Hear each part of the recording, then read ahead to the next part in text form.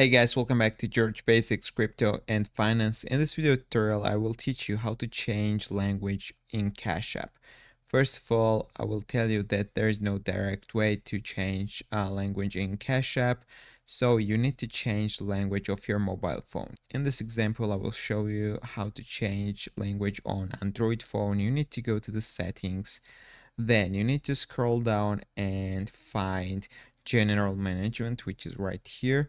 And the first option will be language. Just click it, then click Add Language. On the right side, you will see three dots. Click it and choose all languages. And in this list, you need to find your favorite language. Just click your language, change it, and then you can restart your phone. And once you will restart it, you can open your Cash App. The language will be changed. This will change the language of the Cash App. So that's all I want to show you. If this video was helpful for you, don't forget to click the like button and don't forget to subscribe.